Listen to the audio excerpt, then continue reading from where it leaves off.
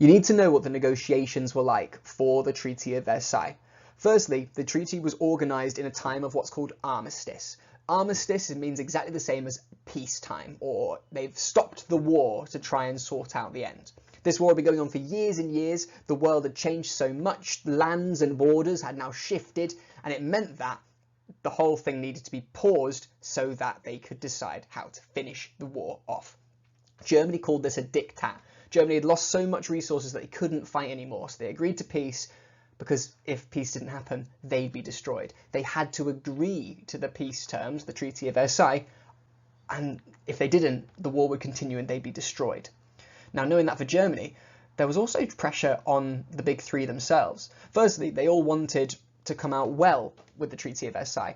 David Lloyd George was in charge of the British Empire, so he wanted the British Empire to end up more powerful out of this. You might remember that they'd been bankrupted by it, so he probably wanted to earn money to save face.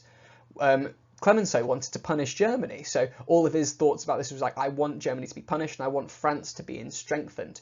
And then even Wilson wanted peace forever. He came up with this thing called the 14 points. If you remember, I might have shown it you in class, but the 14 points stated out a number of things that Wilson believed would cause peace. And to be honest, Wilson was going to stand there and argue for peace. He was constantly going to be arguing against it. Now, differences between punishment, power, and peace meant that these three would argue. These conflicts of interest mean that they would argue and have to result in a compromise. And all three of them couldn't get what they wanted. They had to come to some sort of compromise. They had to give up some of what they wanted to then have the thing that have some of the bits they want more.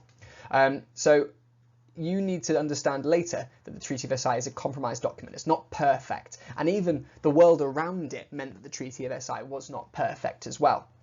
The world during wartime is wild. There are people, the borders are changing, I said, but there's also empires collapsing, new groups are rising to take power. The world is an unstable place during a time of war. And all they've done is this unstable warring across the entire world, suddenly pause, wait a second. We could stop the fighting and we could decide how the world looks after this point.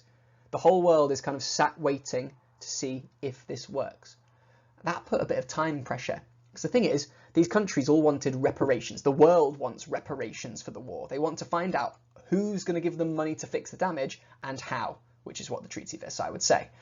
See, if they couldn't get the money to repair their countries, they couldn't repair their countries, which means they can't fix up buildings, which means their people can't live there, which means maybe people can't get enough food, and it means their people are going to suffer. So this is quite an important document to be made.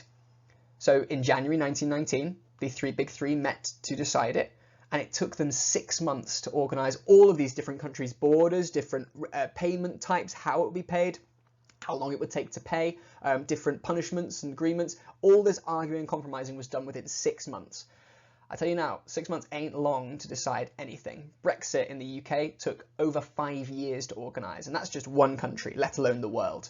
So the Treaty of Versailles was a fairly rushed document because of this, and it being a big compromise and, well, a difficult thing to create means that there's going to be some issues with it.